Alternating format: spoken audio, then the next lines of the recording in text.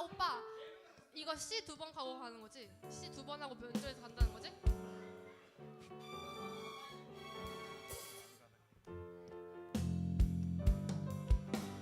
한영 오빠, 한영 오늘 기도한 거 아시죠?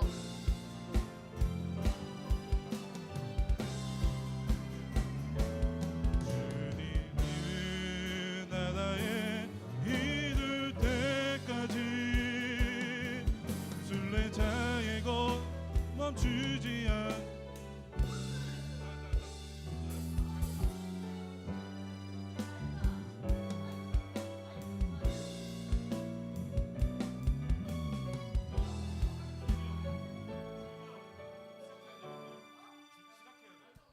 할게.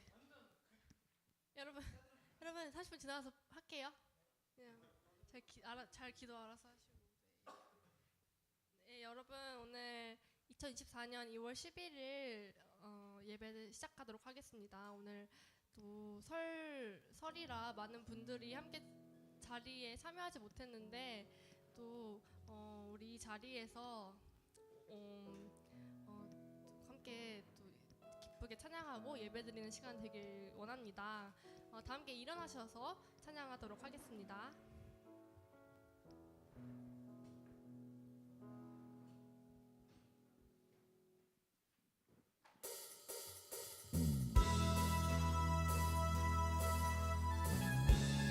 사람은 많이 없지만 이 자리를 우리의 기쁨으로 채우길 원합니다. 우리 크게 박수치면서 찬양할게요. 기뻐해 주 안에서 기뻐해 주님 주실 기쁨으로 기뻐하라. 주 안에서 기뻐해 주 안에서 기뻐해 우리의 힘은 주를 기뻐하는 것. 기뻐 춤을 추며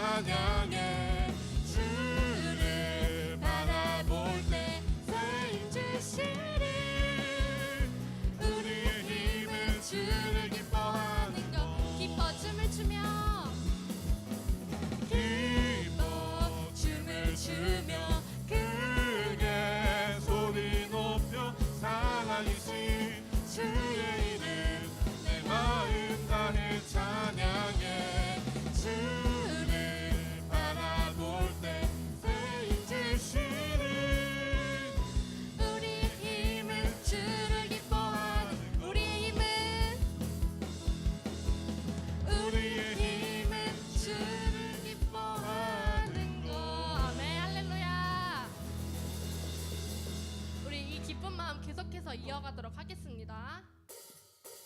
감사함으로 주를 높이며 그 문에 들어가서 찬송함으로 그 이름을 송축할지어다. 감사함으로 주를 높이며 그 문에 들어가서 찬송함으로 그 이름을 송축할지어다. 여호와를 즐거이 불러 기쁨으로 주께 나가리. 여호와 하나님 난 주의 백성 기르시는 양이라. 여호와를 즐거이 불러 기쁨으로 주께 나가리. 여호와 하나님 난 주의 백성 기르시는 양이라. 감사함으로 주를 높이며 그 문에 들어가서 찬송함으로 그 이름을 송축할지어다. 감사함으로 주를 높이며 그 문에 들어가서 찬송함으로 그 이름을 송축할지어다. 여호와를 즐거이 불러 여호와를 즐거이 불러 기쁨으로 주께 나가리. 여호와 하나님 난 주의 백성 기르시는 양이라. 여호와를 즐거이 불러 기쁨으로 주께 나가리. 여호와 하나님 난 주의 백성 기르시는 양이라. 감사함으로 주를 높이며 그 문에 들어가서 찬송함으로 그 이름을 송축할지어다. 감사함으로 주를 높이며 그 문에 들어가서 찬송함으로 그 이름을 송축할지어다. 감사함으로 주를 높이며 그 문에 들어가서 찬송함으로 그 이름을 송축할. 마지막으로 감사함으로 주를 높이며 그 문에 들어가서 찬송함으로 그 이름을 송축할지어다. 아멘. 우리 모두 하나님께 영광의 박수 올려드리도록 하겠습니다. 할렐루야.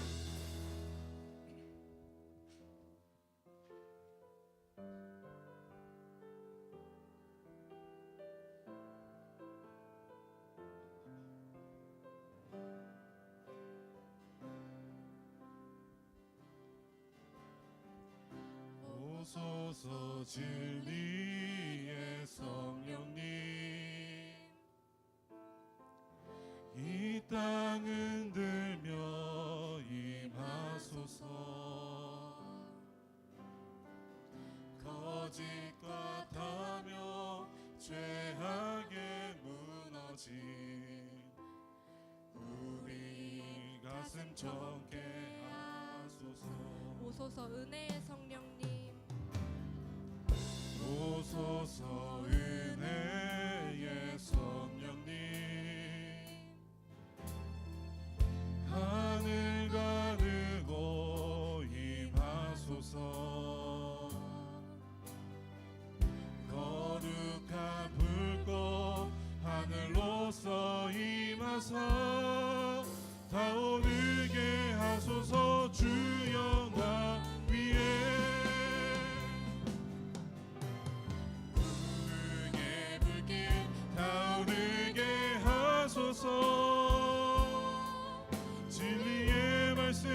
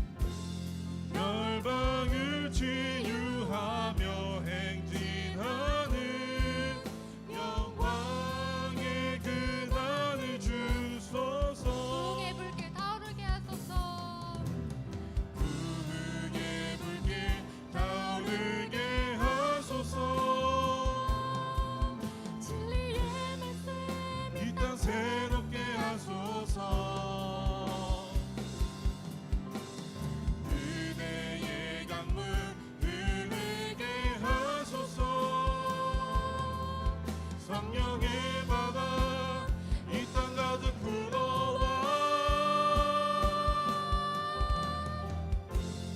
이곳 입은 주의 순결한 백성 주의 영광 위해 이제 일어나 영광을 치유하며 행진하는 영광의 그날이 주소 주님 그 나라에 이를 때까지 주님 나라에 이를 때까지 순례자령을 멈추지 않으며 어떤 시련이 와도 나 두렵지 않네 주와 함께 걷는 이 길에 주님 그 나라에 그 나라에 이를 때까지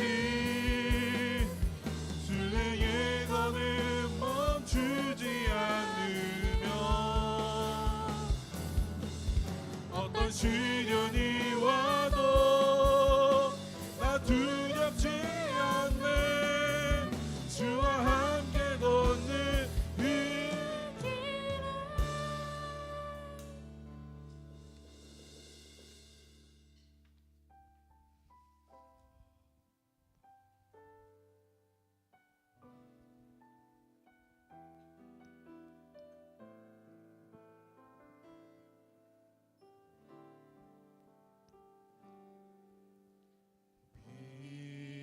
빛으로 임하신 주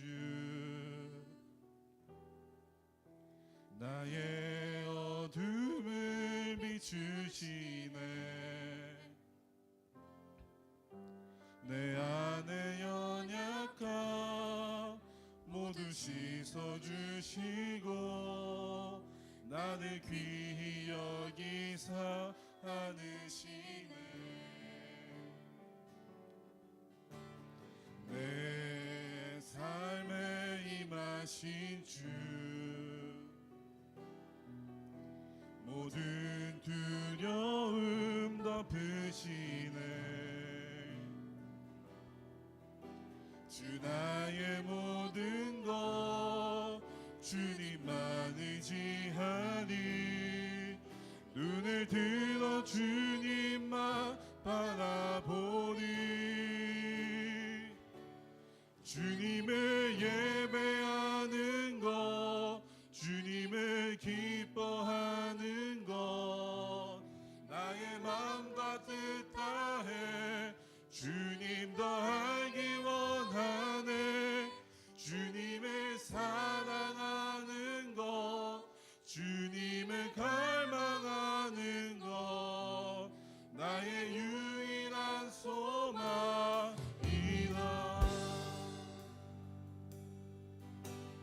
내 삶에 임하신 주 내 삶에 임하신 주 모든 두려움 덮으시네 주 나의 모든 것 주님만 의지하니 눈을 들어 주님만 바라보니 주님을 예배하는 것 주님을 기뻐하는 것 나의 마음과 뜻 다해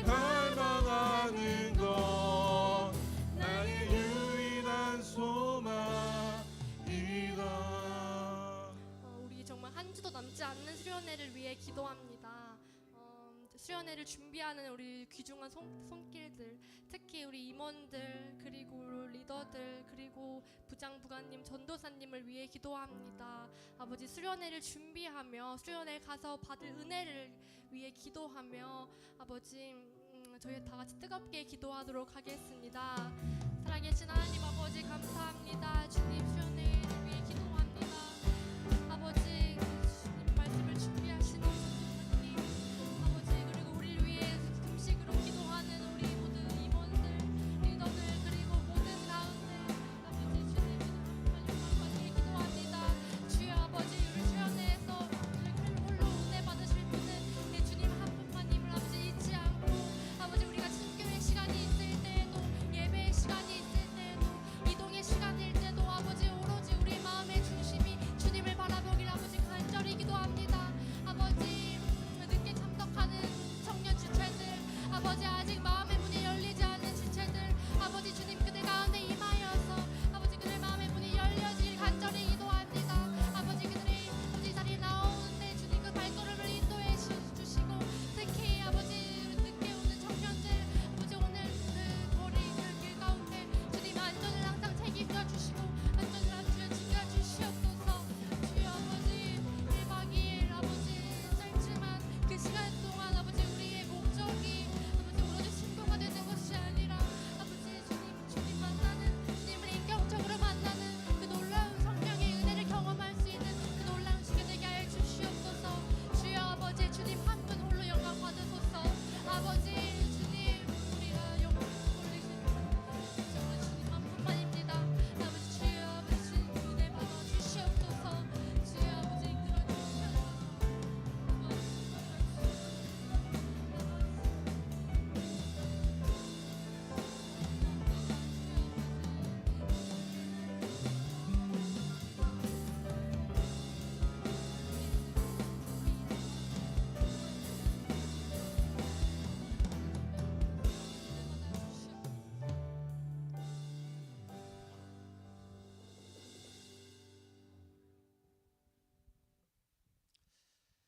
사랑과 은혜와 평강의 아버지, 감사합니다. 오늘도 우리에게 이렇게 큰 명절을 허락하시어 그 안에 주의 안에 우리가 이렇게 또 예배를 드릴 수 있게 됨을 감사를 드립니다. 아버지, 우리가 어떤 날이 있든지 무엇을 하든지 세상과의 구별된 삶을 살기 원합니다.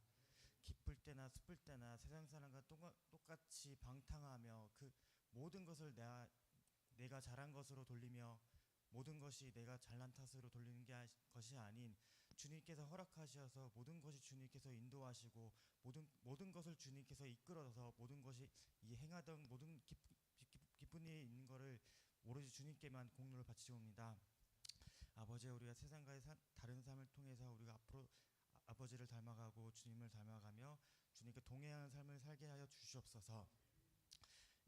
수련회가 일주일 앞으로 다가왔습니다. 아버지, 저의 마음을 정죄하게 시켜주고 우리 청년들의 발길을 인도하여 주시옵소서. 오로지 1년에 2번 있는 행사가 아니라 아버지께 항상 다가가며 아버지께 기도하며 아버지께 한 발자국도 다가가며 신실하고 진실하게 기도를 드릴 수 있고 찬양을 할 수 있음을 항상 기쁨과 찬양으로 수련회를 맞이할 수 있는 청년이 될 수 있도록 도와주시옵소서. 준비하는 한 사람 한 사람 손길을 잡아주셔서 아무도 쓰러지지 않고 아무도 낙심하지 않으며 우리가 기쁨으로 주님을 찬양하며 준비할 수 있도록 도와주시옵고, 이 모든 행사 가운데 주님께서 동행하셔서 모든 걸 안전을 책임져 주시옵고 우리의 마음을 이끌어 주시옵소서.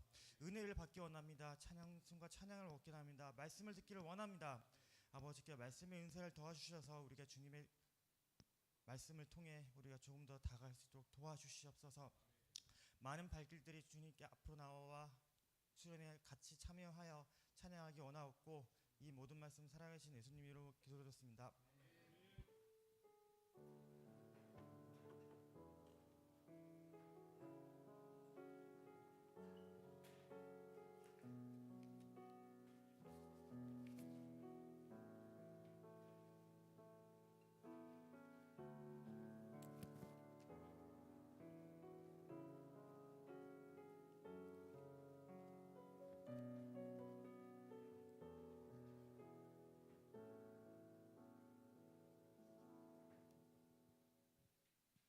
할렐루야. 오늘 하나님께서 설날 연휴에 내려주신 복된 말씀은 요한복음 7장 53절로 8장 11절 말씀입니다. 요한복음 7장 53절로 8장 11절 말씀, 신약 157면에 있습니다. 저 한 절 여러분 한 절 교독하심으로 하나님의 음성을 듣겠습니다. 살아계신 하나님의 말씀입니다. 다 각각 집으로 돌아가고 아침에 다시 성전으로 돌아오시니 백성이 다 나아오는지라 앉으사 그들이 가르치시더니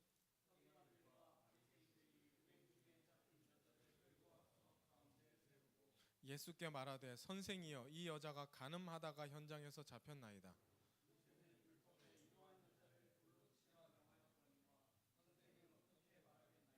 그들이 이렇게 말함은 고발할 조건을 얻고자 하여 예수를 시험함이러라. 예수께서 몸을 굽히사 손가락으로 땅에 쓰시니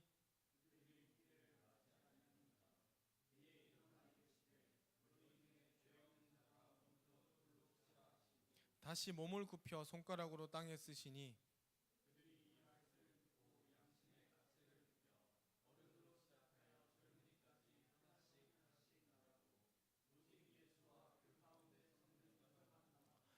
예수께서 일어나사 여자 외에 아무도 없는 것을 보시고 이르시되 여자여 너를 고발하던 그들이 어디 있느냐 너를 정죄한 자가 없느냐 대답하되 주여 없나이다. 예수께서 이르시되 나도 너를 정죄하지 아니하노니 가서 다시는 죄를 범하지 말라 하시니라. 아멘. 오늘도 설 연휴임에도 이 자리를 지켜주시고 예배하신 여러분 축복합니다. 앞뒤 좌우로 이렇게 인사할까요? 주님의 복 많이 받으십시오. 네, 세상이 줄 수 없는 복을 이미 누리고 계신 줄 믿습니다. 오늘 본론으로 들어가기 전에 당연한 사실 뭐 이런 얘기를 하시나 싶은 것을 하나 짚고 넘어갈게요. 간음은 결혼한 남자와 여자가 다른 외간 남자 여자와 성관계를 가지는 것은 끔찍한 범죄라는 사실을 알려드립니다. 혼인한 남자 여자가 다른 남자 여자와 통관하는 것은 세상적으로도 비난받을 일이지만 하나님 앞에서 범죄입니다. 예수님께 긍휼함을 입은 이 여인 역시 죄가 없는 것이 아니라 다시는 죄를 범하지 않아야 될 죄인이었다는 사실을 우리는 절대로 잊어서는 안 될 것입니다. 명절 연휴가 되어서 몇 년 전에 제가 운전하면서 영동고속도로 어디에선가 봤던 현수막 하나를 봤어요. 이렇게 도로교통공사에서 써놓은 현수막인데 과적 차량 한 대가 파손하는 도로는 승용차 11만 대와 맞먹는다. 가벼운 자동차가 11만 번 왔다 갔다 해서 타이어 때문에 이렇게 도로가 살짝 움푹 파인다면 그만한 스트레스를 엄청나게 무거운 짐을 실은 덤프 트럭이나 컨테이너 트럭이 한 번 파는 게 그렇게 아픔을 준다는 거예요. 모든 사람이 죄를 범하였고 큰 죄나 작은 죄나 하나님 보시기에 다 죄입니다. 근데 잊어서는 안 될 게 하나님 앞에 분명히 죄의 경중이 있어요. 판사 앞에도 죄의 경중이 있잖아요. 그래서 우리는 우리의 인생의 도로를 후벼파는 악한 범죄, 큰 죄를 범하지 않기 위해서 길을 써야 됩니다. 큰 죄는 주로 10계명에 나오는 죄예요. 살인하지 마라, 간음하지 마라, 도적질하지 마라. 예수님께서 마태복음에 말씀하시기를 생각만 해도 간음이다. 여인을 보고 남자를 보고 음란한 마음만 품어도 너 간음한 거라고 얘기하시지만 그것은 생각이고 진짜로 간음하는 죄는 경차로 고속도로를 다니는 죄가 아니라 무거운 덤프트럭으로 도로를 파헤치고 그 사람의 인생, 내 인생, 우리 가족 인생까지 망쳐버리는 그런 후벼 파는 죄가 간음죄고 살인죄인 것이에요. 세상 사람들은 이중적인 잣대를 가지고 이 간음을 논합니다. 희덕거립니다. 사실 직장 생활 해보시면 알 거예요. 내로남불이죠. 본질적으로. 실제로 많은 사람들이 이 땅에 21세기에 사는 현대사회 대한민국 사람들이 간음죄를 우습게 저질러요. 남편 아내를 둔 사람들이 이런 농담을 하죠. 요즘 세상에 애인 하나 없는 사람 어디 있어? 부끄러움을 못 느낍니다. 실제로 그들은 혼외관계를 가지고서 그게 열정이고 내 스펙이고 내 기술이고 삶의 짜릿함이고 이게 현실을 즐겨라 까르페 디엠이라고 주장합니다. 한 번 사는 인생 한 남자 한 여자랑만 살면 무슨 재미야? 최선을 다해서 내가 할 수 있는 모든 능력치로 쾌락을 즐겨야지. 이런 식으로 자기가 죄를 저지르고 정당화까지 합니다. 그러나 간음을 하고 들통나지 않는 사람이 없고 들통나서 자기 인생을 온전히 지킨 자도 없어요. 당장은 짜릿하죠. 당장은 로맨틱하다고 착각하죠. 그러나 그 끝은 부끄러움이고 후회고 아픔입니다. 잠언 말씀에 재미있는 말씀이 많은데 간음과 관련해서 아주 기가 막힌 말씀을 하셔서 성경 말씀을 제가 인용해서 여러분들에게 전해드리고 싶어요. 잠언 6장 27절로 말씀인데 사람이 불을 품에 품고서야 어찌 그 옷이 타지 않겠으며 사람이 숯불을 발에 밟고서야 어찌 그 발이 되지 않겠느냐. 간음한 남의 아내와 통간하는 자도 이와 같을 것이라 그를 만지는 자마다 벌을 면하지 못하리라. 여러분 잠언 말씀 그대로 상상해 보세요. 여러분 좋아하는 숯불 갈비집에서 아줌마 숯불 2개만 주세요 해서 맨발로 그 숯불 위에 올라서 서서 한 1분? 아니 10초만 견뎌보세요. 견딜 수 있겠습니까? 얼마나 뜨겁겠어요. 그 불에 댄 상처는 얼마나 쓰라리고 오래 가겠습니까? 마찬가지로 남의 배우자와 통간하는 자는 자기가 숯불을 밟고 발에 대이는 것처럼 반드시 대이고 고통을 느낄 것이다 는 것이 성경의 지혜입니다. 안 들킬 것 같지만 들켜요. 자신은 로맨스라고 하지만 세상 사람들은 불륜이라고 규정합니다. 하나님은 불륜이라고 규정하세요. 세상의 비난을 사고 가족들의 외면을 사고 하나님의 저주를 받는 행동이 바로 성적인 타락, 간음임을 우리 성도들은 명심하고 또 명심해야 될 줄 믿습니다. 우리 한번 따라해 볼까요? 성경이 죄라고 하면 죄다. 다시요. 성경이 죄라고 말씀하시면 죄다. 세상 풍조는 어제 다르고 오늘 달라요. 간음이 죄였다가 아닐 때도 있고 어떤 일은 해서는 안 되는 죄였다가 해도 되는 일이 있고 세상의 법은 계속 바뀝니다. 그러나 우리의 기준은 예나 지금이나 성경 말씀이에요. 성경이 죄라고 하시면 그건 죄입니다. 서기 3000년 4000년에도 주님이 재림하지 않으셨다면 성경 말씀을 따라 살아가는 모든 성도들은 세상 풍조와 상관없이 나의 하나님이 쓰신 말씀이 죄라고 하기에 나는 그 죄를 죄라고 얘기하고 죄를 지을 수 없다 이렇게 얘기하는 겁니다. 오늘날도 이런 기준들이 있죠. 동성애는 인권이다, 다양성이다, 성적 지향이다 라고 얘기해도 성경이 죄라고 하니까 우리는 죄라고 말하는 겁니다. 동물과 성교한다는 말을 들을 때 그 귀에 들리는 말 자체가 역겨워서 죄인 것이 아니라 짐승과 행음하는 자는 반드시 죽일지니라 라고 하나님이 기록하셨기에 죄인 거예요. 근친상간 사회적 문화적으로 그런 거 하면 안 되지라고 꺼려져서가 아니라 각 사람은 자기의 살부치를 가까이 하여 그의 하체를 범하지 말라 나는 여호와이니라 라고 레위기 18장 6절에 기록하여 말씀하셨기에 하나님의 구별된 백성으로 하나님이 죄라고 하신 것을 저도 죄로 인지합니다 라고 말하는 것입니다. 단순해요. 시절을 타지 않습니다. 결혼 관계가 무엇입니까? 세상 사람들은 서로 좋아서 사귀고 결혼하고 혼인신고 안 했다가 재미없으면 헤어지기도 하고 그걸 결혼이라고 하죠. 우리는 그렇게 얘기하지 않아요. 예수님께서 말씀하시기를 마태복음 19장 5절 6절에 사람이 그 부모를 떠나서 아내에게 합하여 그 둘이 한 몸이 될지니라 하신 것을 읽지 못하였느냐? 그런즉 이제 둘이 아니요 한 몸이니 그러므로 하나님이 짝지어 주신 것을 사람이 나누지 못할지니라. 아멘. 결혼은 둘이 한 몸을 이룬 것입니다. 셋이나 넷이 모여서 한 몸을 이루는 것이 아니에요. 이 한 몸은 하나님이 짝지어 주신 것으로 사람이 자기 종력이나 자기 캐릭터나 자기 자유의지 때문에 훼손해서는 안 되는 것이에요. 그걸 요약한 계명이 십계명 제7계명 간음하지 말라인 것입니다. 사랑하는 여러분, 지금 연애하시는 청년들도 있고 아직 연애를 하지 않고 계신 분도 있는데 당장 남친 여친을 사귀는 것보다 훨씬 중요한 것은 하나님이 짝지어 주신 관계를 찾아 나서시는 거예요. 결혼 그 자체보다 중요한 것은 평생 나뉘어지지 않을, 평생 한눈 팔지 않을, 더 솔직히 얘기하면 평생 한눈 팔고 싶어도 하나님 두려워서 헤어지지 않고 도와줄 배필을 서로를 위해서 찾고 기도하고 만나는 것입니다. 속도보다 방향이 중요해요. 연애와 결혼은 정말 이 말이 맞아요. 어설픈 결혼, 남에게 드러나는 결혼, 내 육체의 정욕과 이생의 자랑으로 하는 결혼을 하지 마십시오. 그렇게 하다가 만족이 없으면 간음하게 됩니다. 그렇게 하다가 재미없으면 다른 남자 다른 여자 만나는 거예요. 한눈 팔다가 가정에 상처를 주고 이혼하고 자식들에게도 버림받는 불쌍한 인생들이 이 세상에 얼마나 많습니까? 그러니 영화, 넷플릭스, 소설 이런 거 귀 기울이지 마시고 죄를 짓지 않으려면 죄 근처 가지 마세요. 간음을 막을 길은 애시당초 결혼을 준비하고 시행할 때부터 제대로 된 배우자를 만나는 말씀 위에 서는 길밖에 없어요. 성경대로 만나고 사랑하고 결혼하는 것이 답입니다. 위례비전 청년들은 모두 하나님이 짝지어 주셔서 절대로 사람이 찢을 내야 찢을 수 없는 강고한 결혼 위에 서는 축복을 누리시기를 주님의 이름으로 축복하고 축원합니다. 정의 사회 구현이라는 슬로건이 있어요. 도덕적으로 법적으로 타락했던 주로 군사 정권 시기에 가장 부정직하고 가장 비자금을 많이 축제하고 성적으로 타락했을 시기에 외쳤던 슬로건이 바로 정의 사회 구현이었습니다. 옛날에 인기 있었던 영화 범죄와의 전쟁, 최민식 씨가 주연했던 그 영화에서도 외쳤던 그 소제목이 나쁜 놈들 전성시대였죠.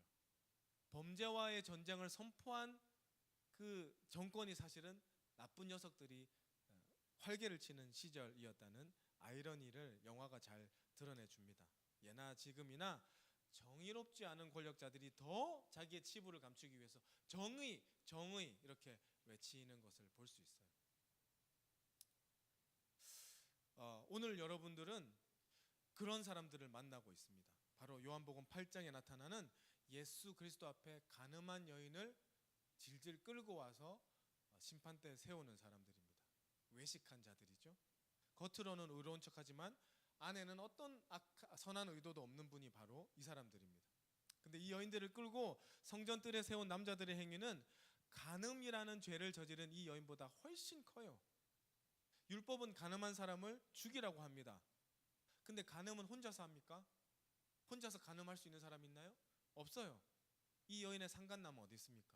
레위기 20장 10절에 누구든지 남의 아내, 즉 그의 이웃의 아내와 간음하는 자는 그 간부와 음부, 그 남자와 여자를 반드시 죽일지니라 라고 기록되어 있어요. 오늘 현장에 음부는 있는데 간부는 없습니다. 공범은 있는데 주범은 없어요. 이런 걸 한마디로 요즘 말로 함정수사, 셋업수사라고 합니다. 제가 보기에 이 사람들은 예수님을 함정에 빠뜨리기 위해서 상간남을 매수한 것 같아요. 이런 식이죠. 야, 너 저 여자랑 간음한다며? 우리가 너 하나 매장시키는 것 일도 아니야? 너 풀어줄 테니까 간음 현장을 알려줘. 장소랑 시간을 알려줘. 그럼 우리가 여자만 잡아서 저 예수라는 자를 공경에 빠뜨리는데 사용할 거야. 너는 뒷문으로 나가. 우리 잡지 않을 거야. 만약에 현장을 알려주지 않으면 너도 죽고 저 여자도 죽고 다 죽는 거야. 어차피 이 약한 사람들은 간음을 막을 의도가 없었어요. 그랬다면은 이 사건이 벌어지기 전에 그러시면 안 됩니다, 자매님, 형제님, 그러시면 안 됩니다, 말렸어야죠. 죄를 짓도록 방조하고 심지어 부추겼던 것 같고, 그 중에 상간남은 비겁하게 도망치게 내버려두고 이 덫에 걸린 불쌍한 여자만 질질 끌고 와서 성전 앞에서 온 사람들이 보는 데서 인격 살인을 하고 있습니다. 성전 앞마당에 여자를 세워놓고 예수님께 따져 묻기 시작한 것이 5절과 6절인데요. 5절 6절 한 목소리로 읽겠습니다. 시작. 모세는 율법에 이러한 여자를 돌로 치라 명하셨거니와 선생은 어떻게 말하겠나이까? 그들이 이렇게 말하면 고발할 조건을 얻고자 하여 예수를 시험함이라. 됐습니다. 율법에 의거한 정의 사회 구현을 위하는 것이 아니라 메시아이신 예수님을 고발할 조건을 찾으려고 이 말도 안 되는 짓거리를 벌입니다. 예수님은 여기에 대응하지 아니하시고 예수께서 몸을 굽히사 손가락으로 땅에 뭘 쓰시매라고 적혀 있습니다. 앉은 채로 그들을 쳐다보지도 않고 손가락으로 뭘 쓰셨어요. 계속 쓰셨어요. 이 글이 무슨 글이냐를 가지고 신학자들이 막 주석을 막 3페이지 4페이지 썼는데 정답은 모른다입니다. 사도 요한이 그거를 이 글이 정말 중요한 글이니까 너네 알아라고 했으면 분명히 무슨 글을 쓰셨는지 기록했을 거예요. 근데 이 글의 내용은 아무도 몰라요. 천국 가면 물어볼 수 있겠죠. 그래서 우리는 이 글의 내용이 아니라 글을 쓰신 행위에 주목해야 돼요. 우리 언론학과 나오신 청년도 있지만 언론학자들이 배우는 그러니까 언론학과나 뭐 신방과에서 배우는 그 개론서에 나오는 마샬 맥루한이라는 양반이 유명한 말을 제가 말씀드릴게요. 미디어가 메시지다 라는 유명한 말. 미디어가 메시지다. 내용이 아니라 그 미디어가 이미 내용을 담고 있다는 거예요. 예를 들어서 할아버지가 라디오를 들으신다. 그 미디어가 뭘 듣는지를 얘기하고 있어요. 우리 집 꼬마가 유튜브를 보고 있다. 유튜브 무슨 채널 뭘 구독했는지 상관없이 우리 집 꼬마가 유튜브를 보고 있다는 그 미디어 자체가 메시지예요. 이해가시죠? 많은 경우에 형식이 내용도 추측할 수 있고 형식이 내용보다 더 중요한 경우가 있어요. 바로 오늘 본문이 미디어가 메시지인 경우에 예수님께서 바닥에 글을 쓰시는 행위는 이미 미디어가 아니라 메시지예요. 이 메시지가 말하는 것은 무엇입니까? 제가 묵상하기로는 외면이에요. 외면. 완전한 무시 전략이에요. 예수님은 이들을 의도적으로 무시하셨어요. 눈도 쳐다보지 않고 바닥에 앉으셔서 계속 쓰십니다. 상대할 가치가 없는 녀석들이다 보고 보신 거죠. 보세요. 하나님의 아들이 설교 말씀하고 있는데 성전 뜰하게 와서 여자를 풀섭 해치는 이 진짜 연약하고 불쌍한 여자를 질질 끌고 와서 메시아인 예수님을 트랩에 빠뜨리려고 하는 완악한 자들, 돌로 칠까요? 돌로 칠까요? 하니 이 교만한 자들에 대한 최선의 대응책은 너희 정신 차려라가 아니라 외면이신 거예요. 아마도 우리 주님은 글을 쓰시면서 마태복음 23장 33절을 속으로 되뇌이셨을지도 모른다고 저는 생각합니다. 제가 하는 건 욕이 아니에요. 예수님 말씀입니다. 마태복음 23장 33절에 뱀들아 독사의 새끼들아 너희가 어떻게 지옥의 판결을 피하겠느냐. 예수님이 직접 하신 말씀입니다. 뱀들 독사의 자식들에게 예수님의 글씨는 보이지 않았거나 볼 만한 겨를이 없었던 것 같아요. 그들에게도 내용이 중요한 게 아니라 예수님이 자기를 완전히 외면하시고 계속 사람 없는 것처럼 글을 쓰시는 것 자체에서 엄청난 공격을 느낀 것 같습니다. 그 뉴 킹 제임스 버전 성경에 보면 그들의 말을 아예 듣지도 않으신 것처럼 행동하셨다고 적혀 있어요. 7절 초반에 초조해진 그들이 묻기를 마지 않습니다. 다그칩니다. 어떻게 할까요? 예수님 말씀해 보세요. 돌로 칠까요 말까요? 답변하세요. 대답 안 하십니다. 계속 글만 쓰십니다. 자기들 각본에 어긋나니까 당황한 거예요. 빨리 말씀하십시오. 랍비여 결론을 내십시오. 율법에 따라서 이 가늠한 여자를 돌로 쳐 죽일까요 말까요? 당신은 율법을 지키는 자입니까 아닙니까? 시간이 흐르는데 예수님은 거기에 전혀 대처하지 않으시고 그냥 글을 쓰시는 겁니다. 얼굴도 안 보세요.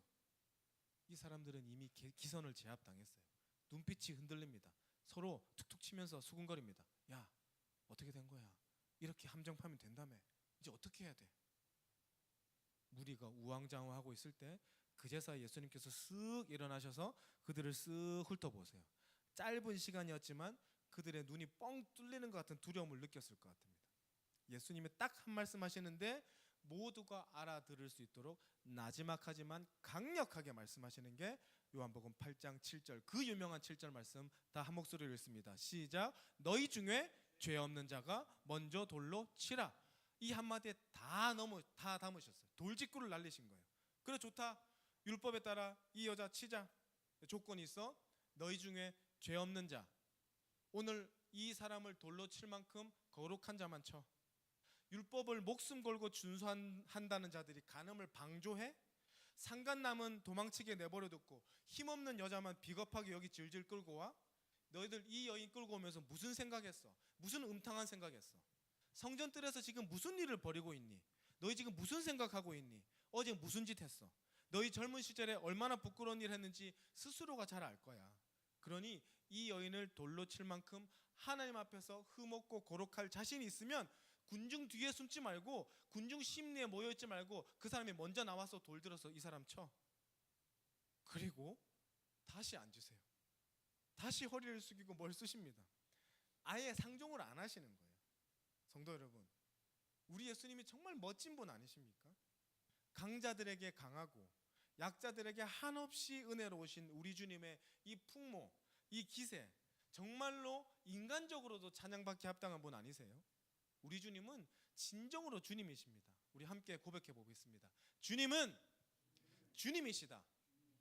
너희 중에 죄 없는 자가 먼저 돌로 쳐라. 이 한 말씀으로 주님은 위선자들의 추악함을 드러내셨고 함정에 빠진 불쌍한 여인을 건져내셨고 이 일을 통해서 성도들에게 가르침을 주시기로 작정하신 거예요. 이런 분을 우리가 주인으로 모시고 살아가는 행복자인 것입니다. 자, 주님을 함정에 빠뜨리려는 불쌍한 나쁜 놈들이 이제 함정에 빠졌어요. 예수님의 불호령 한마디에 자기가 지었던 추악한 죄들이 꾸정물에 막 둥둥 떠오르는 음식물 찌꺼기처럼 슬슬슬슬 올라오기 시작해요. 이 여자나 나나 독인 객인이구나. 아내 몰래 간통을 저질렀던 자가 그 안에 없었을까요? 있었습니다. 창기와 어울렸던 자들이 없었을까요? 있었습니다. 성적으로 깨끗했을지는 몰라도 남의 것 빼앗고 시기했던 자들, 효도하지 않은 자들, 11조 도둑질했던 자들, 술 취하고 방탕했던 자들, 다 자기의 추악한 자들이 떠오르는 거예요. 오만방자하던 자들이 예수님의 말씀 한마디에 추악한 자기의 죄를 깨달았다는 거죠. 히브리서 4장 12, 13절 말씀, 하나님의 말씀은 살아있고 활력이 있어 좌우의 날선 어떤 검보다도 예리하여 혼과 영과 및 관절과 골수를 찔러 쪼개기까지 하며 또 마음의 생각과 뜻을 판단하나니 지으신 것이 하나도 그 앞에 나타나지 않음이 없고 우리의 결산을 받으실 이의 눈앞에 만물이 벌거벗은 것 같이 드러나느니라. 아멘. 지금 바리새인 서기관들은 말씀 앞에 벌거벗어 버렸어요. 예수님의 입에서 나오는 검 앞에 그들은 속수무책으로 찔리고 후퇴합니다. 얼굴이 시뻘개졌어요. 부끄러움을 느끼며 가장 나이 든 노인부터 젊은 사람까지 한 명씩 한 명씩 내가 죄인이지, 내가 추악한 쓰레기지 라고 생각하면서 집으로 돌아갔다는 것이 오늘 내용입니다. 9절에 보시면 이 말씀을 듣고 양심의 가책을 느껴 이렇게 기록되어 있습니다.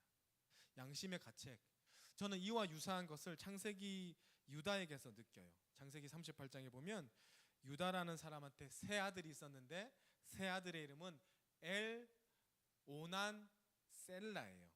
엘 오난 셀라. 엘이 장남입니다. 장남의 와이프가 그 유명한 다말이에요. 첫째 아들 엘, 유다의 장남은 악하게 살다가 죽어버렸어요. 근데 예전에는 형사 취수 제도가 있었습니다.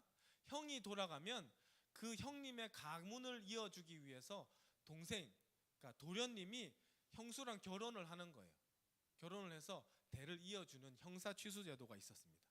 이거는 레위기에서 아까 언급한 금친상간, 금한 범죄가 아니라 그 집안을 유지시키기 위한 하나님의 거룩한 명령이었고 그걸 수행하는 것이 율법 안에 있는 사람들의 당연한 의무였어요. 유다는 맏며느리 다말을 둘째 아들 오난에게 줍니다. 유다가 오난에게 말합니다. 네 형수에게로 들어가서 남편의 아우된 본분을 행하여 내 형을 위하여 씨가 있게 하라. 대를 물려주라는 거예요. 장남의 유산이 장남의 가문으로 넘어가게 하라는 거예요. 근데 오난이라는 이 못된 둘째 아들이 이런 생각을 합니다. 아니, 이 사람 임신해봤자 내 아들 되는 것도 아니요, 내 형님의 아들이 되는 것인데 내가 못하러 그런 일을 해? 그대로 놔두면 형수는 굶어 죽을 것이고 형님 재산이 다 내 건데 내가 실질적으로 장남이 되는 건데 내가 왜 장남의 가게를 이어줘? 바로 이런 이기적이고 파렴치한 생각으로 오난이라는 사람이 얼마나 끔찍한 죄를 저지르냐면 형수였던 자기 아내를 능욕합니다. 관계 끝에 임신을 피하기 위해서 땅에다가 설정을 해요. 우리 성인들이니까 이런 얘기 해도 되겠죠? 땅에다 설정을 합니다. 생각해 보세요. 한때 도련님이었던 남자와 죽은 남편과 대를 잇기 위해서 관계를 해야 되는 형수의 처지 자체가 부끄러워 견딜 수가 없는데 그 자체로도 괴로움이 있는데 그 형수와의 관계 이후에 이기적으로 땅에다가 설정을 하는 오난이라는 남자, 다말 입장에서 얼마나 치욕적입니까? 있을 수 없는 성폭력을 다말이 당한 거예요. 이건 성적으로 도덕적으로 파렴치한 행위고 예수 밖에 있는 세상 사람들도 혀를 찰 범죄입니다. 이런 짓을 하나님이 간과하실 리가 없죠. 이 일이 여호와 보시기에 악함으로 여호와께서 그도 죽이셨다고 창세기 38장 10절에 기록되어 있어요. 참고로 이 못된 둘째 아들 오난에서 비롯된 용어가 오나니즘이라는 거예요. 자, 유다는 안 처해졌습니다. 엘이 악하게 살다가 죽었죠. 둘째 아들 오난도 형수한테 몹쓸 하다가 죽었어요. 셋째 아들 셀라만 남았는데 얘가 유일한 혈육이에요. 이 금쪽 같은 내 새끼, 내 대를 이을 마지막 막내 아들, 이 아들을 맏며느리인 다말한테 주고 싶을까요? 겁이 나요. 혹시 잘못될까 봐. 찝찝해요. 그래서 유다가 비겁하게도 다말을 계속 독수 공방시킵니다. 대를 잇지 못하게 해요. 내 아들이 아직 어려서 그러니까 다 장성하고 나면 너한테 장가 보내줄게. 기다려라 며느리야. 기다렸는데 아들 안 줘요. 내 금쪽 같은 새끼를 혹시 오난처럼 잘못될까 봐 보호하는 거예요. 며느리가 시아버지의 뜻을 알고 안 되겠다 싶어서 시아버지를 유혹하기로 결심합니다. 자신이 입고 있던 과부의 상복을 벗어버리고 창녀의 분장을 하고 건넌마을에 이렇게 길어지게 기다리고 있어요. 시아버지가 그녀에게 유혹을 당해서 동침을 합니다. 그리고 담보물로 그 시아버지 유다의 도장, 끈, 지팡이, 지금으로 치면 시계, 지갑, 신분증 이런 거를 가지고 있는 거예요. 자, 하나님의 인도하심으로 다말은 임신을 했고 쌍둥이 중인 한 명인 베레스가 다윗의 조상이 되고 이 다윗이 예수님의 조상이 돼요. 인간의 부끄러움, 인간의 실패, 욕망, 아픔을 다 이용하셔서 하나님의 뜻을 이뤄 가시는 분이 우리 아버지세요. 근데 시아버지 유다는 이 사실을 몰랐습니다. 건넌마을에서 몰래 창녀와 동침하고 왔는데 남편을 잃은 지 오래인 맏며느리 배가 불러와 줬대요. 외간 남자와 가늠한 게 확실한 거예요. 유다가 소리칩니다. 창세기 38장 24절에 그를 끌어내어 불살라 죽이라고. 그 며느리 가늠했어. 이 사람은 남편이 없는 사람인데 내 아들 셀라를 준 적도 없는데 임신을 했어. 쟤 태워 죽여.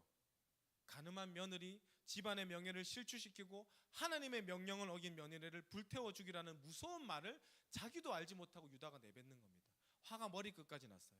자기가 잘못한 줄은 모르고 며느리를 죽이려고 노발대발하던 유다에게 며느리가 기다렸던 듯이 말씀합니다. 자, 아버님, 이 물건 임자가 누굽니까? 이 도장과 끈과 지팡이의 주인이 누굽니까? 이 지팡이의 주인이 저를 임신시켰습니다. 도장과 끈과 지팡이는 누구 것인가요? 며느리를 불태워 죽이라고 고래고래 소리를 질렀던 시아버지 유다였어요. 집안 사람들 몰래 자기 며느리인 줄도 모르고 창녀인 줄 알고 동침하고 왔던 바로 그 사람이 범인이었단 말입니다. 며느리에게 자기 아들은 주지 않으면서 그녀를 사회적으로 인격적으로 매장시키려고 했던 범인은 바로 자기 자신 유다였습니다. 유다는 자신의 도장과 끈과 지팡이를 파악하고 나서 이렇게 얘기합니다. 유다가 그것들을 알아보고 이르되 그는 나보다 옳다. 다말은 유다보다 옳다. 내가 그를 내 아들 셀라에게 주지 아니하였음이로다 하고 다시는 그를 가까이 하지 아니하였더라. 다말을 그제서야 존중하는 거예요. 그제서야 존중하는 거예요. 의로운 척 경건한 척 뽐냈던 유다는 자기 며느리를 창기 취급했던 부끄러운 아저씨에 불과했습니다. 며느리에게 아니 죽은 자기 맏아들에게 마땅히 행하여야 했을 의무를 저버리고 막내 아들 지키려고 비겁하게 회피했던 자 역시 범인 유다였습니다. 남을 죽이려고 달려들었지만 정작 죄를 지은 것이 자기 자신임을 분명히 깨닫게 되고 그제서야 며느리를 존중합니다. 그리고 이 며느리가 낳은 아이들이 장자의 자식으로 인정받고 유산을 받고 교육받습니다. 다말이 낳은 아들이 베레스, 베레스가 다윗의 조상, 다윗은 예수님의 조상이 됩니다. 사랑하는 여러분, 그래서 저는 이 구약 성경 창세기 38장 속에 유다에게 임했던 갑작스런 양심의 가책을 예수님의 말씀을 들은 그 유대 남자들이 느꼈지 않았을까 추측해 봐요. 그런 의미에서 오늘 본문을 읽으면서 조금 어색하게 끝 첫머리에 붙어 있었던 8장의 도입부, 즉 7장 53절을 주목해 볼 필요가 있습니다. 7장 53절에 보면 뭐라고 나와 있죠? 다 각각 집으로 돌아가고 때로 몰려 들어와서 예수를 함정에 빠뜨리려는 나쁜 사람들이 각각 각계 벽파당해서 집으로 돌아갔습니다. 정의가 어떻느니 율법이 어떻느니 도덕이 어떻느니 소리치지만 그 사람들은 각각 뿔뿔이 흩어져서 하나님의 심판대 앞에 설 것입니다. 그때는 내 동료도 내 아내도 내 남편도 스승도 친구도 부모도 없습니다. 철저히 우리 인간 자신들이 하나님 앞에 서게 돼요. 그때 우리는 이런 변명을 할 수 없습니다. 하나님, 제 친한 친구가 따라가자고 와서 간 거예요. 간음 현장을 목격할 수 있다고 하니까 솔깃해서 가본 거예요. 죄 짓지 않고 음란한 것 볼 수 있으니까 갔습니다. 그녀에게 돌을 던져도 된다고 하기에 저도 분위기 타서 돌을 들었어요. 대제사장들이 시켜서 그렇습니다. 예수님을 함정에 빠뜨려야 된다고 바리새인들이 그래서 그래도 되는 줄 알았습니다. 저는 모르고 했어요. 친구가 시켰어요. 제사장이 시켰어요. 바리새인이 시켰어요. 분위기 탔습니다. 군중 심리에 휩쓸려서 해서는 안 될 짓을 했습니다. 이런 변명은 하나님 앞에는 절대 통하지 않습니다. 우리도 마찬가지예요. 남들이 다 악플 타니까 저 연예인 죽어도 되는 줄 알고 악플 달았어요. 걔는 다른 애들이 그렇게 비난하길래 뭣도 모르고 같이 비난해도 되는 줄 알았어요. 그 사람 큰 죄를 저질렀기에 전후 맥락 따져보지 않고 욕했습니다. 정죄했습니다. 그렇게 함으로써 스트레스도 좀 사라지고 나도 좀 잘 살고 의인인 것처럼 착각하고 싶어서 그렇게 했습니다. 모르고 한 일입니다. 여러분, 하나님의 심판대 앞에 이딴 변명은 통하지 않습니다. 군중 심리, 집단의 생각 따위는 변명이 되지 않아요. 여인이 간음했다고 해서 여러분이 그 여인을 돌로 쳐 죽일 권세가 없습니다. 그 여인은 그 여인의 죄대로, 우리는 우리의 죄대로 하나님 앞에 설 것입니다. 저 사람 나빠, 저 사람 혼 좀 나야 돼, 저 사람 부끄럼 좀 당해봐야 돼, 말할 자격이 있는 사람이 저와 여러분 중에 누가 있습니까? 우르르 몰려다니면서 모르는 사람 사정도 모르면서 비겁하게 남을 공격하면서 스트레스를 해소할 권한이 우리 중 누구에게도 없습니다. 무엇보다 예수님의 제자인 우리들은 절대로 그런 죄를 범해서는 안 되겠죠. 그 여인은 심판을 당할 것인데 심판의 주체는 오직 하나님이십니다. 그렇기에 그 여인의 죄를 내 죄로 애통하고 죄 짓는 길에서 말리려고 애써야 되지, 어느 순간에도 하나님의 자리에서 그녀를 심판할 권세를 우리가 가지고 있다고 착각해서는 안 되는 거예요. 로마서 14장 10절 12절에 내가 어찌하여 내 형제를 비판하느냐, 어찌하여 내 형제를 비방하느냐, 우리가 다 하나님의 심판대 앞에 서리라. 기록되었을 때 주께서 이르시되 내가 살았노니 모든 무릎이 내게 꿇을 것이요 모든 혀가 하나님께 자백하리라 하였느니라. 이러므로 잘 들으세요. 우리 각 사람이 자기 일을 하나님께 직고하리라. 다시요. 우리 각 사람이 간음한 여인의 죄가 아니라 내 일, 어떤 사람이 잘한 일이 아니라 내가 잘한 일을 가지고 하나님께 직접 보고할 것이라. 이게 로마서 14장 12절이에요. 우리의 결산은 우리 친구들의 것으로 하지 않습니다. 내가 간통한 일, 내가 잘한 일, 내가 도둑질한 일, 내가 도와준 일로 하나님 앞에 각각 직고할 순간이 옵니다. 가서 다시는 죄를 범하지 말라. 이 말씀을 하시는 하나님의 말씀을 우리의 것으로 듣고 우리가 남이 어떤 죄를 저질렀는지 막 현미경으로 보려는 생각을 하지 말고 내가 하나님 앞에 섰을 때 저런 죄를 범하지 않아야지, 저 사람도 죄에서 돌이켜서 거룩해지기를 기도해야지, 이런 자세로 살아가시는 복된 자들 되시기를 주님의 이름으로 축원합니다. 그런 의미에서 우리 모두는 현장에서 붙잡힌 여인인 동시에 돌을 던지려다가 부끄러움을 느끼고 돌을 내려놓고 집으로 돌아간 남자들이에요. 남의 불행을 비웃고 남의 악행에 손가락질하는 어리석은 자들인 동시에 실제로 하나님 앞에서 지어서는 안 되는 죄를 수시로 범하고 있는 자들입니다. 죄의 종합 선물 세트와 같은 저와 여러분들에게 예수님은 이렇게 말씀하십니다. 요한복음 8장 10절 11절에 예수께서 일어나사 여자 외에 아무도 없는 것을 보시고 이르시되 여자여 너를 고발하던 그들이 어디 있느냐, 너를 정죄한 자가 없느냐? 대답하되 주여 없나이다. 예수께서 이르시되 나도 너를 정죄하지 아니하노니 가서 다시는 죄를 범하지 말라. 나도 너를 정죄하지 아니하니까 가서 다시는 이 죄 범하지 마. 주님께서 우리를 사해 주시고 우리를 향해 돌팔매칠 치려던 자들의 참소를 다 무너뜨리시고 집으로 돌려보내주신 이유가 무엇입니까? 계속 즐겁게 간음하고 살기 위해서요? 계속 자유함을 누리고 그 자유로 더 범죄하기 위해서요? 아니죠. 그 죄에서 돌이킬 기회를 주시는 것입니다. 죄를 사하여 주신 이유는 다시 동일한 죄를 범하지 않도록 막아주신 하나님의 은혜요, 예수님의 가르치심을 믿으시면 아멘 하십시오. 로마서 6장 1절 2절 말씀. 그런즉 우리가 무슨 말을 하리요? 우리가 은혜를 더하게 하려고 죄에 거하겠느냐? 그럴 수 없느니라. 죄에 대하여 죽은 우리가 어찌 그 가운데 더 살리요?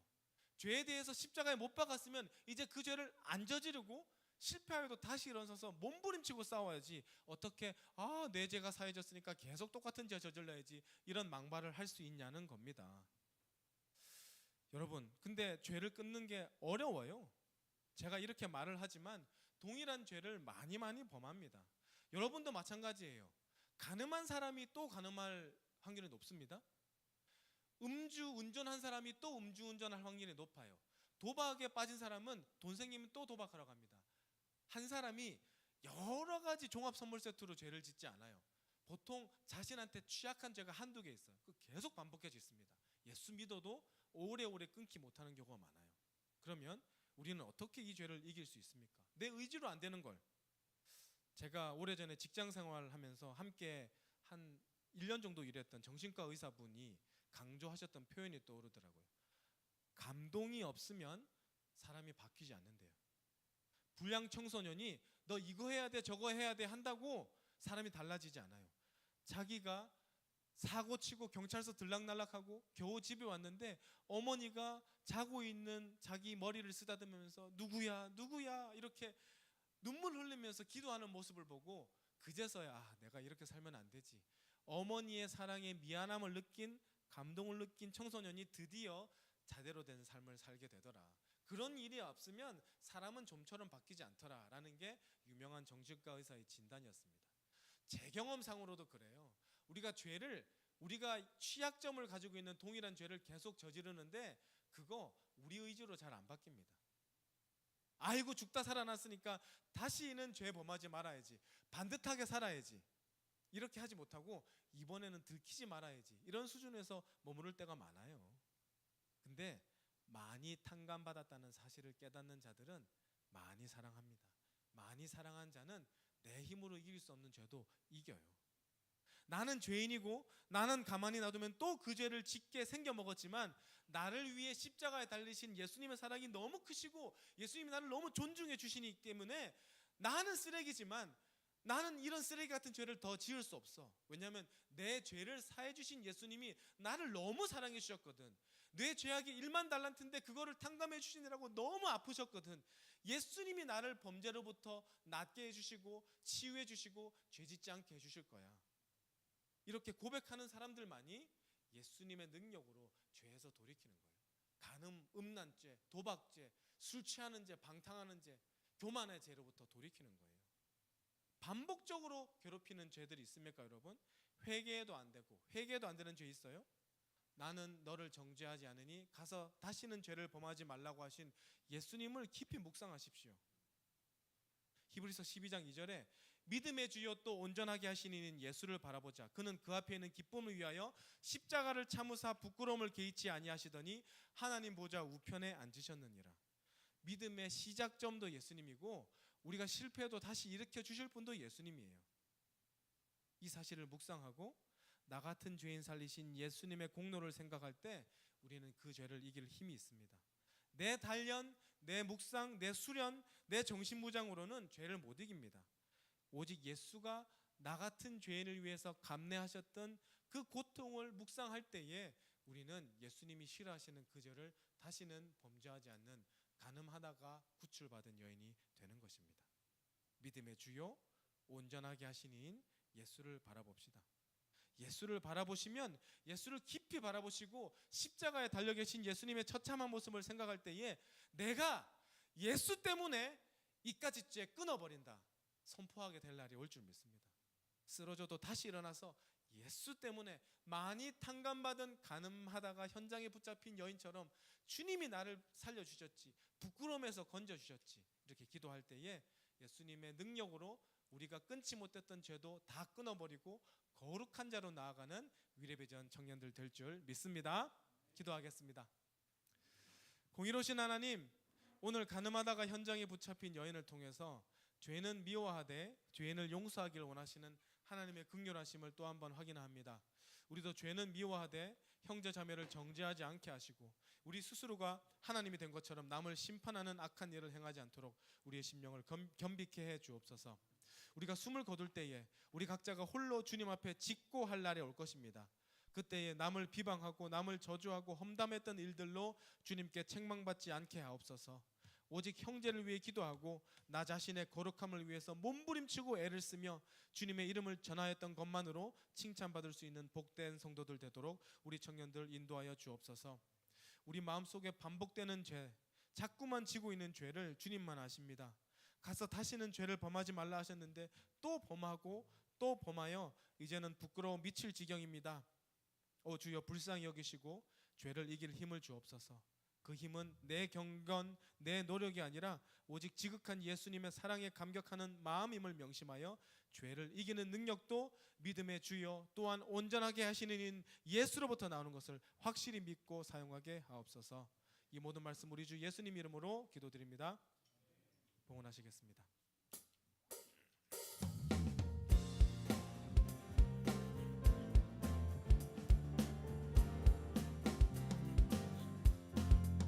온 세상 창조의 주님 매일 기뻐 노래하네.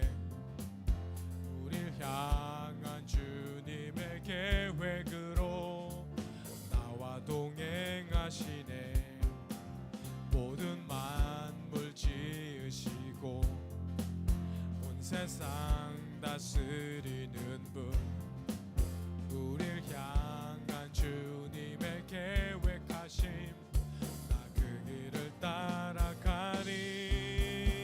주의 크고 놀라운 그 사랑을 내가 기뻐 노래하리. 아름답고 놀라운 그 사랑을 기뻐 춤을 추며 노래하리.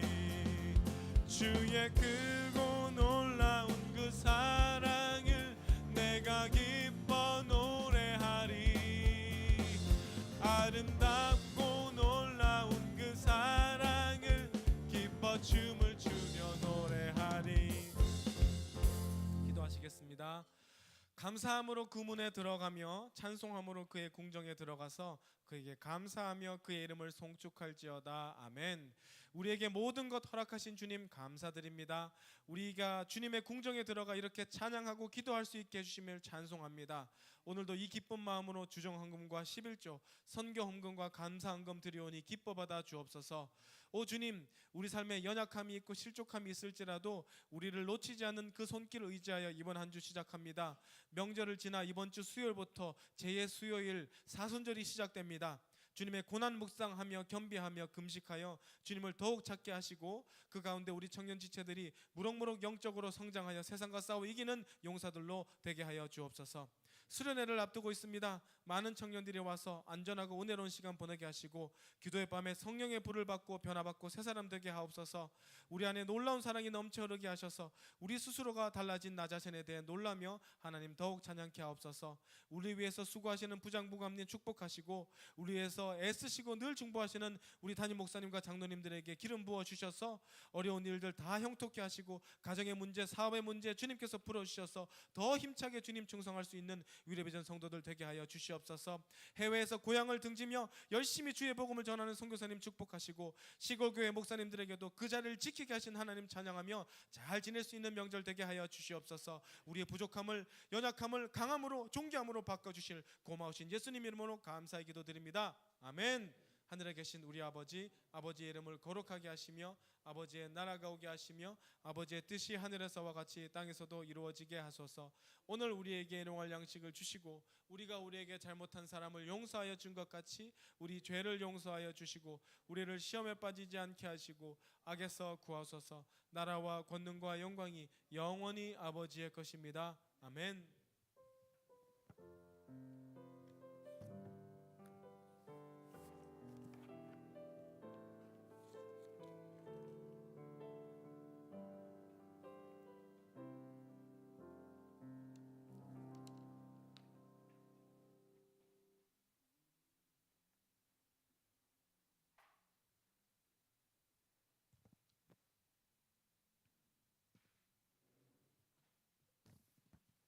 네, 광고하겠습니다. 그 14일부터 사순절 시작한다고 하니까 14일에서 부활절까지 좀 더 이제 고난을 묵상하면서 기도하는 청년 지체들이 되시길 바랍니다. 저희 16, 17 이제 겨울 수련회 가고 회비 1만 원씩 주시면 되는데 저희가 카톡방으로 계좌 올려드릴 테니까 거기로 보내주시면 됩니다. 그리고 이제 금요일 오전 9시 50분까지 여기 중예배실로 와주시면 됩니다. 그리고 후발대로 참여하시는 분들은 꼭 목장 리더한테 알려주세요. 그리고 16일 금요일이 노예린 자매 졸업이라고 합니다. 자, 박수!